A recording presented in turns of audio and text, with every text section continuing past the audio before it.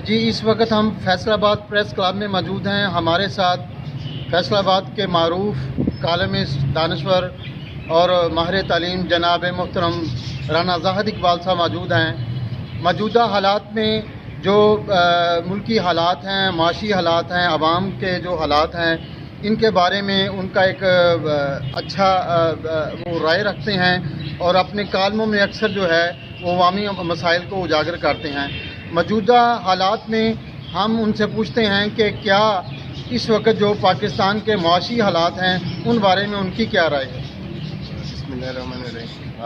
بہت بڑا اہم موضوع ہے. میں سمجھتا ہوں کہ اس وقت جیسا کہ آپ دیکھ رہے ہیں کہ مہنگائی روز روز بڑھ رہی ہے اور آپ کے سامنے ڈالر بھی بڑھتا جا رہا ہے، ڈالر بھی روپے کے مقابلے میں مہنگا ہوتا جا رہا ہے. تو ظاہر ہے یہ جو حالات ہیں یہ ملک کی صورت بھی ملک کی فیور میں نہیں ہے.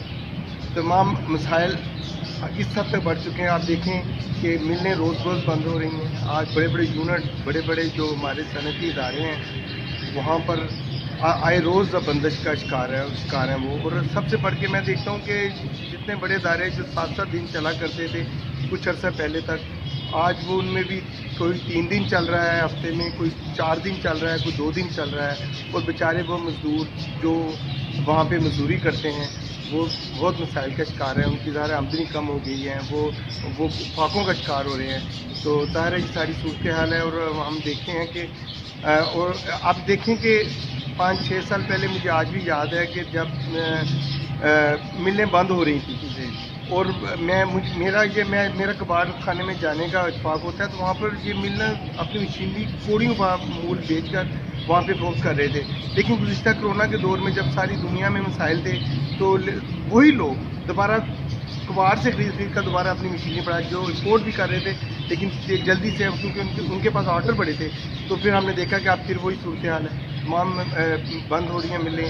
جو روزگار بڑھ رہا تھا رکنا شروع ہو گیا ہے. اور اس وقت سب سے زیادہ میں سمجھتا ہوں دیہڑی دار مزدور زیادہ شکار ہو رہا ہے کیونکہ اس نے ڈیلی کمانا ہوتا ہے، ڈیلی اس نے کھانا ہوتا ہے. تو جب وہ جو اس سے مزدوری نہیں ملے گی، اس سے دیہڑی نہیں لگے گی تو وہ کہاں سے کھائیں گے؟ ظاہر فاقوں کا شکار ہوں گے یا مانگیں گے یا کسی سے لے دے کے گزارا کریں گے. زاہد صاحب، یہ عام بندہ جو ہے اور تاجر کمیونٹی ہے یا کوئی عام آدمی مزدور ہے وہ موجودہ حالات کو سابقہ گورنمنٹ اس کا جو ذمہ دار قرار دیتا ہے. کیا یہ بات ٹھیک ہے یا ہماری گورنمنٹ کی پالیسیوں میں کوئی تسلسل نہیں ہے؟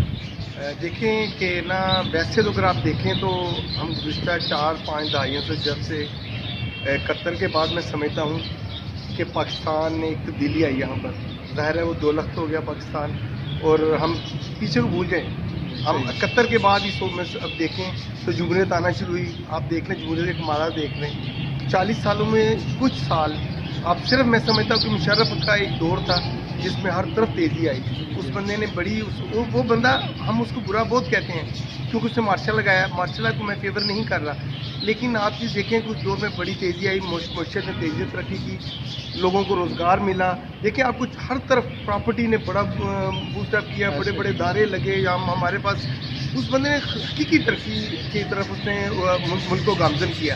لیکن جب بھی ہم دیکھیں کہ جمہوریت آتی ہے ہم 3-4 سالوں میں اس کو نہیں کہہ سکتے. اب دیکھیں ماضی میں یہ قرضوں کا حالات دیکھیں اور بہت شاید آپ کے ذہن میں ہوگا کہ گزشتہ 40 سالوں میں وہی مشرف دور کے 4 سال ہے جب ہم نے IMF کو ٹچ نہیں کیا. ورنہ ہر سال ہم IMF کے پروگرام میں جاتے ہیں، ان سے مدد لیتے ہیں، ان کو کچھ کول ان کے آگے بلاتے ہیں.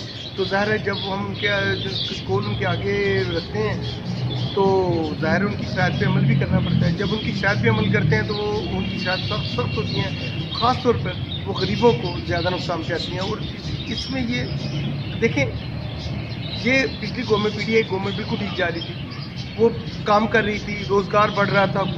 میں سمجھتا ہوں کہ رات سے رات مزدور کو بھی کام مل رہا تھا. تو جب دیکھیں انہوں نے گورنمنٹ چینج آئی ہے